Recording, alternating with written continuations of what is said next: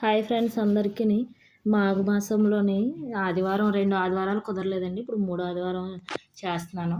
ఈరోజు వచ్చేసి పూజ చేసుకున్నానండి. శనివారాలు చేస్తున్నాను. ఇప్పుడు ఆదివారం అండి ఈరోజు. ఆదివారం కూడా మొత్తం చెరుకు, రేగిపళ్ళు, అరటిపళ్ళు, కొబ్బరికాయలు, ఎర్రదుంపలు, చిక్కుడుకాయలు ఇవన్నీ పెట్టుకుని చేసుకున్నానండి పూజ. ఈరోజు కర్రీ వచ్చేసి బెండకాయ ఫ్రై చేశానండి. ముందు బండి పెట్టుకుని ఇందులో ఆయిల్ వేసుకుని ఆయిల్ హీట్ ఎక్కాక ఎల్లుల్లిపాయ చితగొట్టేసానండి. తర్వాత పోపు సామాన్లు మినపప్పు, శనగపప్పు,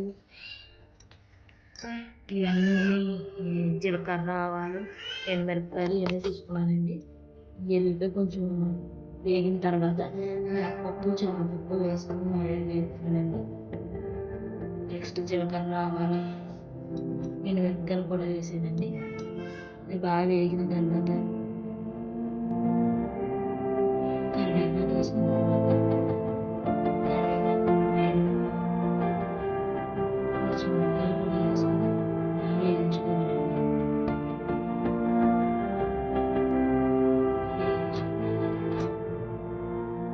ఇది వచ్చేసి స్పెషల్స్ అయితే చాలా చేశానండి. పిల్లలు ఇంటి దగ్గర ఉన్నారు కదండి, స్పెషల్ చేయాల్సి వచ్చింది. అల్లం వెల్లుల్లిపాయ పేస్ట్ కూడా వేసానండి. అల్లం వెల్లుల్లిపాయ పేస్ట్ వేసిన తర్వాత వేసుకోవచ్చు, అల్లం పేస్ట్ లేదా అవసరం లేదు. నేనైతే అల్లం పేస్ట్ వేసాను, టేస్ట్ బాగుంటుందండి. బాగా వేయించుకోవాలి. అది కూడా వేసి కొంచెం సాల్ట్, పసుపు కూడా వేసానండి. పసుపు కూడా వేసి బాగా వేయించుకోవాలి. నెక్స్ట్ వచ్చేసి పెండలాన్ని నీట్గా కట్ చేసుకుని క్లీన్ చేసుకుని ఉడకబెట్టి ఉంచుకున్నానండి ఒక గిన్నెలోని. ఆ ఉడకబెట్టి ఉంచుకుని చల్లారాక అది కూడా వేస్తున్నానండి పెండలం ఫ్రై. అన్నీ వేయక పెండలం ఉడికించుకుని పక్కన పెట్టుకున్నాను కదండి, అది కూడా వేసాక బాగా వేగించుకోవాలి. చాలా సింపుల్ అండి పెండలం ఫ్రై.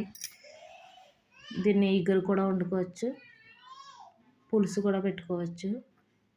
ఫ్రై చేశానండి. ఈరోజు వచ్చేసి పెండలం ఫ్రై రెడీ అండి. ఇంకా పులిహోర, పరమాన్నం, ఇది వచ్చి పరమాన్నం అండి. చిక్కుడుకాయ ఫ్రై చేశాను. ఇది పెండలం ఫ్రై అండి. ఇది సాంబార్ అండి. ఇది వచ్చేసి ఆలు ఫ్రై అండి. ఇది వచ్చేసి పులిహోర